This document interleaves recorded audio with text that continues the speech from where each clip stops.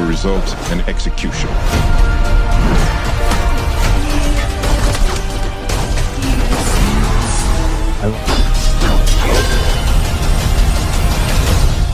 Hello दोस्तों, आज मैं एक्सप्लेन कर रहा हूँ जॉन विक मूवी। ये मूवी का 4th पार्ट है। तो अगर आप कहानी को और अच्छे से समझना चाहते हैं तो बाकी 3 पार्ट्स को देख लें या फिर कमेंट बॉक्स में अपना वैल्यूएबल कमेंट दें। क्या आप सभी को ये तीनों पार्ट्स की एक्सप्लेनेशन चाहिए? मैं एक एक करके सभी पार्ट्स की एक्सप्लेनेशन चैनल पर लगाता रहूंगा। फिलहाल के लिए हम पार्ट 4 की एक्सप्लेनेशन लाए हैं, तो इसे अपना प्यार दें। चलिए शुरू करते हैं। मूवी की शुरुआत में हम बावरी को देखते हैं जो टनल से चलता हुआ जॉन की तरफ जा रहा था। जॉन जो कि अपने पिछले एक्सीडेंट से रिकवर हो चुका है और पहले से काफी ज्यादा स्ट्रॉन्ग है। बावरी जॉन को उसका सूटकेस देता है और उससे पूछता है कि क्या तुम रेडी हो। सीन यहीं से कट होता है और हम देखते हैं कि डेजर्ट में जॉन 2 आदमियों को अपने घोड़े पर चेस करता हुआ शूट कर रहा है। जॉन उन दोनों को मारकर उनके लीडर एल्डर के पास जाता है जो कि टेबल का पार्ट है। वो उससे अपनी फ्रीडम मांगता है लेकिन एल्डर मना कर देता है, तो जॉन उसे शूट कर देता है। ये सोच करके उसे मारने से वो फ्री हो जाएगा। एक आदमी विंस्टन से मिलकर उसे मार्कोस का मैसेज देता है जो कि हाई टेबल का मेंबर है और अब सबका जज भी है। इस कॉन्टिनेंटल होटल को अब खाली करना होगा जिसके लिए उनके पास सिर्फ 1 घंटा है और उन दोनों को मार्कोस ने मिलने बुलाया है। मार्कोस विंस्टन को जॉन इन सब हरकतों के लिए ब्लेम करता है और साथ ही उसे कहता है कि उसके पास जॉन को मारने के लिए पूरी अथॉरिटी थी लेकिन उसने नहीं मारा। जैसे ही ये कार पूरा होता है, कॉन्टिनेंटल होटल में ब्लास्ट होता है जिसे मार्कोस ही ने करवाया है और विंस्टन को मैनेजर के रोल से हटा दिया जाता है। अब वो एक आम इंसान है। मार्कोस चारोन को शूट करके चला जाता है जिससे विंस्टन इमोशनल होकर लास्ट गुड बाय कहता है। मार्कोस एक ब्लाइंड आदमी को बुलाता है जिसका नाम केन है। वो उसे जॉन को मारने का काम देता है लेकिन वो आदमी मना करते हुए कहता है कि मैं रिटायर हो चुका हूँ। वो और जॉन काफी अच्छे दोस्त रह चुके थे। मार्कोस उसे धमकी देता है कि अगर उसने ये काम नहीं किया तो वो उसकी बेटी को मार देंगे, इसलिए उसे वो मिशन एक्सेप्ट करना पड़ता है। इधर हम ओसाका कॉन्टिनेंटल देखते हैं जहाँ का मैनेजर शिमाजू है। रिसेप्शन पर उसकी बेटी आकिरा बैठी है जिसके पास एक आदमी आता है। आकिरा को पता चलता है कि उसके फादर ने जॉन विक को अपने कॉन्टिनेंटल में रखा है। वो डरते हुए कहती है जॉन जिस चीज को छूता है वो खत्म हो जाती है। उसे डर है कि जॉन की वजह से उसके पिता की जान खतरे में पड़ जाएगी। शिमाजू अपनी बेटी को डांटते हुए कहता है कि वो जॉन को उसके पैदा होने से पहले जानता है तो वो उसे ना बताए कि क्या ठीक है। शिमाजू सबको अलर्ट रहने का कहता है क्योंकि उसे पता है कि जॉन को ढूंढते हुए मार्कोस के लोग यहाँ जरूर आएंगे। शिमाजू और जॉन काफी पुराने दोस्त हैं। शिमाजू जॉन से पूछता है कि क्या कभी उसने इस बारे में सोचा है कि ये सब कब खत्म होगा, क्योंकि टेबल जॉन का पीछा नहीं छोड़ेगा। जॉन के पास इसका कोई जवाब नहीं था। अब हम देखते हैं एक आदमी की कॉपी में जॉन के स्केच बने हुए थे और तभी कॉन्टिनेंटल के लोग आकिरा के पास आकर मैनेजर से मिलने की डिमांड करते हैं। आकिरा थोड़ा घबराते हुए वेट करने का कहती है और अपने असिस्टेंट को बिल्डिंग खाली करवाने को कहती है। आकिरा अपने पिता को ये खबर देती है। शिमाजू अपनी बेटी को जॉन के पास रुकने के लिए कहता है। सब लोग मेहमान नवाजी के लिए रेडी होते हैं। चिड़ी शिमाजू से कहता है कि उनका शक है कि जॉन यहाँ है और वो लोग ओसाका कॉन्टिनेंटल में सर्च करना चाहते हैं। शिमाजू इसके लिए उन्हें परमिशन देता है लेकिन साथ ही चिड़ी और उसकी टीम को गन सरेंडर करने का कहता है क्योंकि रूल्स के अकॉर्डिंग कॉन्टिनेंटल के अंदर लड़ाई झगड़ा अलाउड नहीं होता। चिड़ी गन्स देने से मना करता है। तभी वहाँ अपनी स्टिक लिए केन पहुँचता है जो कि शिमाजू का काफी अच्छा दोस्त है। वो दोनों एक दूसरे की बेटी के बारे में पूछते हैं। केन उससे सरेंडर करने की रिक्वेस्ट करता है लेकिन शिमाजू मना करता है। शिमाजू लाइट्स ऑफ कर देता है और उसके सभी लोग तीर लेकर खड़े हो जाते हैं और यहाँ लड़ाई शुरू होती है जब शिमाजू के सभी लोग उन पर तीर चलाते हैं और वो लोग भी गन से पलटकर वार करते हैं। एक तरफ से तलवार चलती, दूसरी तरफ से गन्स और मुक्केबाजी। शिमाजू भी काफी लोगों को मारता है। चिड़ी अकेला पड़ जाता है जब अचानक ढेर सारे सोल्जर्स खुद को मेटल से कवर करके अंदर एंटर होते हैं। शिमाजू पीछे हट जाता है और सारे सोल्जर्स जॉन को ढूंढने के लिए बिल्डिंग को सर्च करते हैं। इधर आकिरा जॉन से कहती है कि अगर उन लोगों को पता चला कि वो यहाँ है तो उसके पापा को भी मार दिया जाएगा। तभी उसे पता चलता है कि होटल पर हमला हुआ है और वो रेडी होती है और यहाँ एक्शन शुरू होता है। वो अपनी एरो से काफी लोगों को मारती है, साथ ही जॉन भी सभी लोगों को मारने लगता है। जब सभी सोल्जर्स अंदर घुसते हैं तो उन्हें सुमो रोकते हैं। चिड़ी और उसकी टीम पर जब सब भारी पड़ने लगते हैं तो वो केन को उसका काम करने को कहता है। केन अंधा है लेकिन बहुत चालाक है। वो सब लोगों की मूवमेंट का अंदाजा लगाकर उन्हें मारता है। वो जगह जगह बेल्स लगाता है जिससे कोई भी उसे क्रॉस करेगा तो बेल बजते ही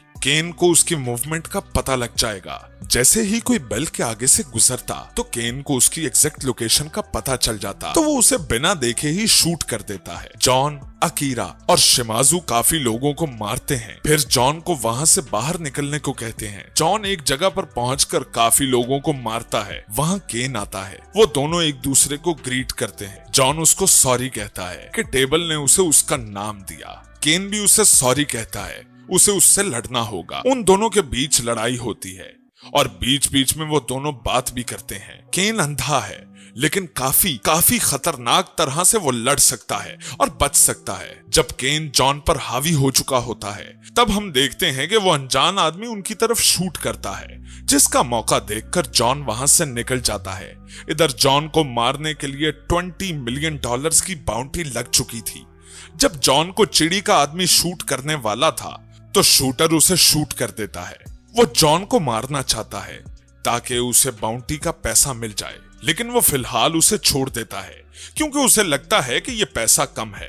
शिमाजू अपनी घायल बेटी को लेकर जा रहा था जब केन उसे कहता है कि जॉन का पता बताओ और चले जाओ।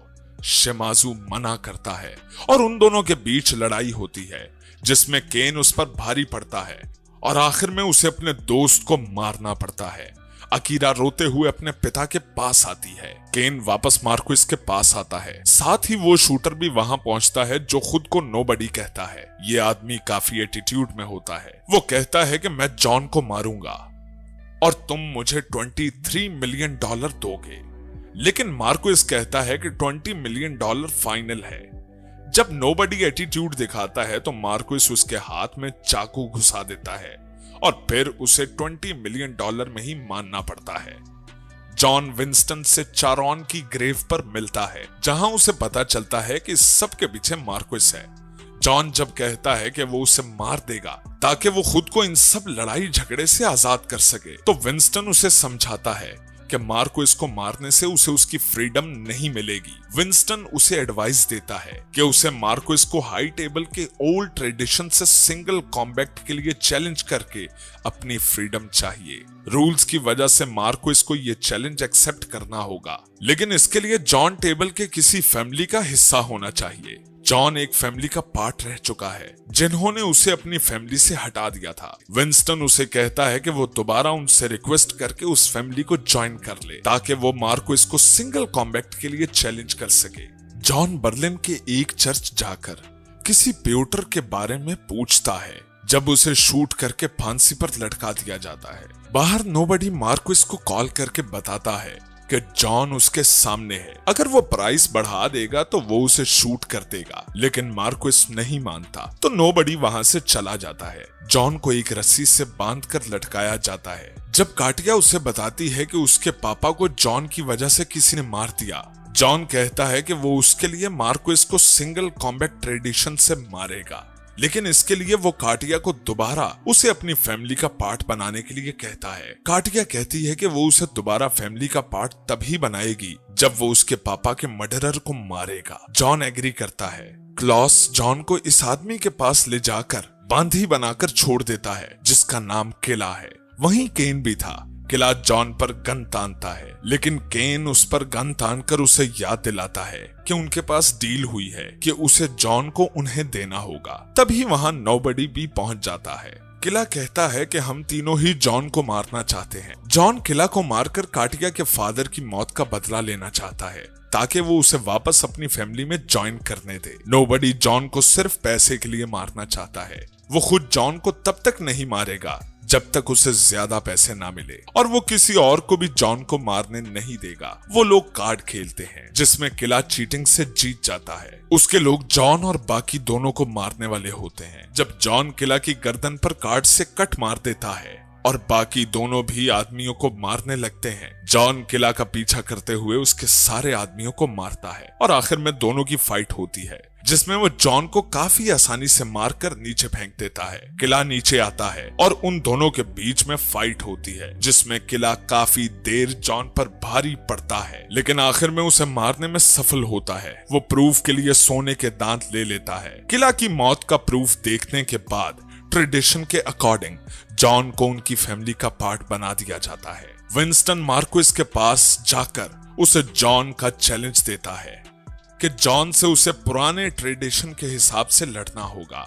मार्क्वेस एक्सेप्ट करने से मना करता है, तो वो मार्क्वेस को कहता है कि ये टेबल के रूल्स के खिलाफ होगा। मार्क्वेस के पूछने पर विंस्टन उसे बताता है कि जॉन के जीतने पर उसे टेबल्स के सारे ऑब्लिगेशन से फ्री कर दिया जाना चाहिए। मार्क्वेस काफी घबराया हुआ दिखता है और इस बारे में डिस्कस करने के लिए मीटिंग रखवाता है। जॉन मार्क्वेस को डायरेक्ट मार सकता है, लेकिन इस सब से उस पर टेबल की ज्यादा ऑब्लिगेशन लगती रहेंगी और वो अपनी लाइफ पीस से कभी नहीं जी पाएगा। इसीलिए उसने ये चैलेंज रखा।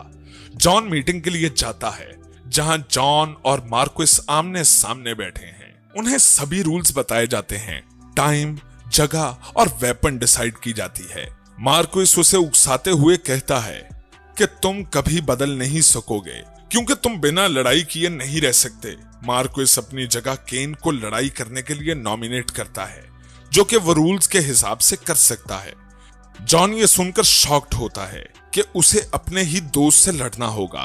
केन भी इस चीज से पीछे हट नहीं सकता, नहीं तो वो उसकी बेटी को मार देगा। बाहुरी पेरिस पहुंचकर जॉन को एक न्यू सूट देता है। फाइट का टाइम सनराइज डिसाइड हुआ है। जॉन को वहां लोकेशन पर टाइम पर पहुंचना होगा। वो टाइम पर ना पहुंच पाए, उसके लिए मार्क्वेस जॉन को मारने के लिए $27 मिलियन की बाउंटी लगाता है। शहर के सभी गैंगस्टर जॉन को मारने के लिए रेडी होते हैं। बाउरी जॉन को गन देता है। दोनों जॉन को एक जगह ड्रॉप करके ऑल द बेस्ट कहते हैं, जिसके बाद जॉन वहां से आईफल टावर पर निकल पड़ता है। जॉन की लोकेशन सब लोगों को बता दी जाती है और फिर होता है एक्शन शुरू। सभी गैंगस्टर्स जॉन को मारने के लिए चेज करते हैं। कार से उसे ठोका भी जाता है, लेकिन वो सबको मारता हुआ कार लेकर निकल जाता है। वो आर्क द ट्रियोम्फ से रैश ड्राइव करता हुआ गुजरता है, जहां ढेर सारी कार्स उसे चेज करती हैं। चिड़ी की टीम भी वहां होती है। ऐसे लगता है जैसे GTA वाइस सिटी का सीन चल रहा है। गाड़ियों से उसे ठोका जाता है, बंदूकें चलती हैं, लेकिन कोई उसे मार नहीं पाता। वहीं मिस्टर नोबडी भी पहुंच चुका था। जॉन काफी लोगों को शूट करके वहां से बाइक पर निकल पड़ता है। मार्क्वेस अपने ऑफिस में काफी घबराया हुआ था। वो नहीं चाहता जॉन टाइम पर लोकेशन पे पहुंचे। जॉन एक बिल्डिंग के अंदर घुस जाता है, जहां गैंगस्टर चिड़ी की टीम और नोबडी उसे मारने आते हैं। जॉन सभी को काफी मजा चखाता है। नोबडी मार्क्वेस को कॉल करके जॉन को मारने के 27 मिलियंस की जगह 40 मिलियंस देने को कहता है, लेकिन मार्क्वेस मना करता है। बट एट द एंड जब उसे लगता है कि जॉन को यह आदमी मार सकता है, तो मार्क्वेस प्राइज मनी को बढ़ाकर $40 मिलियन कर देता है। जॉन फायर गन लेकर सभी को शूट करता है। नोबडी अब जॉन विक को मारने के लिए रेडी होता है और उससे लड़ता है। सिचुएशन ऐसी आती है जब चिड़ी नोबडी के डॉग को शूट करने वाला था। जॉन उसके डॉग को बचाने के लिए चिड़ी को शूट कर देता है। नोबडी ये देखकर हैरान होता है। फाइनली अब जॉन लोकेशन से काफी पास था। उसे सिर्फ सीढ़ियां चढ़कर जाना था, जब उसके सामने सीढ़ियों पर ढेर सारे गैंगस्टर्स आ जाते हैं। लेकिन जॉन सभी लोगों को मारता हुआ धीरे धीरे ऊपर की तरफ बढ़ता है। ऊपर विंस्टन, मार्क्वेस उसका इंतजार कर रहे थे, जहां उन्हें गोलियां चलने की आवाज आती है। जॉन ऑलमोस्ट वहां पहुंच चुका था जब मार्क्वेस का आदमी उसे बीच रास्ते में रोककर लात मारता है, जिससे जॉन 400-500 सीढ़ियों से गिरकर बिल्कुल नीचे पहुंच जाता है, जहां उसे केन मिलकर उठाता है। मार्क्वेस का असिस्टेंट कहता है कि जॉन टाइम पर नहीं पहुंच पाएगा। मार्क्वेस काफी डरा हुआ था। केन जॉन से कहता है कि मैं चाहता हूं कि तुम मेरे साथ ऊपर चलो। वो दोनों सीढ़ियों से ऊपर की तरफ जाते हैं, जहां दोनों मिलकर सभी को मारते हैं। जॉन केन को हर आदमी की लोकेशन बताता है, जिससे केन सभी को शूट करता है। नोबडी जॉन को शूट करने वाला था। जब उसका डॉग उसे मना करता है तो नोबडी जॉन की जगह चिड़ी को शूट करता है। जॉन और केन ऊपर की तरफ जाते हैं और फाइनली वो सनराइज के टाइम लोकेशन पर पहुंच जाते हैं। अब ट्रेडिशन के हिसाब से जॉन और केन आमने सामने गन लेकर 30 कदम की दूरी पर खड़े होंगे और जैसे ही फायर बोला जाएगा तो दोनों एक दूसरे को फायर करेंगे। फायर बोला जाता है और दोनों एक दूसरे को शूट करते हैं। पहली बार में दोनों के हाथ पर गोली गलती है। अब दोनों 20 कदम की दूरी पर खड़े होते हैं और फायर बोलते ही शूट करते हैं। जॉन के कंधे और केन की कमर पर गोली लगती है। अगर केन की जगह मार्क्विस होता तो जॉन के लिए इजी होता, लेकिन अपने दोस्त को शूट करना उसके लिए मुश्किल था। अब थर्ड टाइम 10 कदम की दूरी पर दोनों खड़े होते हैं और फायर बोलते ही केन जॉन से पहले उसे शूट करता है और जॉन जमीन पर गिरता है। मार्क्विस मौके का फायदा उठाकर खुद को नॉमिनेट करता है और केन से उसकी गन लेता है। रूल्स के अकॉर्डिंग वो खुद को कभी भी नॉमिनेट कर सकता है। मार्क्विस गन लेकर जॉन की तरफ बढ़ता है, लेकिन उसे यह नहीं पता था कि जॉन ने अपनी टर्न में शूट किया ही नहीं था। जॉन जल्दी से उठकर उसके माथे पर शूट करता है, जिससे वो जीत जाता है और उसे टेबल के सभी ऑब्लिगेशन से फ्री कर दिया जाता है। केन और उसकी बेटी भी अब फ्री हैं। साथ ही विंस्टन का कॉन्टिनेंटल रिस्ट्रक्शन किया जाएगा, जिसमें अब वो दोबारा मैनेजर होगा। केन अपने दोस्त से आखिरी बार मिलता है। जॉन सीढ़ियों से नीचे उतरकर सनराइज को देखता हुआ अपनी वाइफ को याद करता है और वहीं मर जाता है। अगले सीन में हम बाउरी और विंस्टन को जॉन की ग्रेव पर खड़े देखते हैं और इसी के साथ ये मूवी खत्म हो जाती है। कमेंट करके बताइए कि आपको ये एक्सप्लेनेशन कैसी लगी और साथ ही हमारे चैनल को सब्सक्राइब जरूर करें।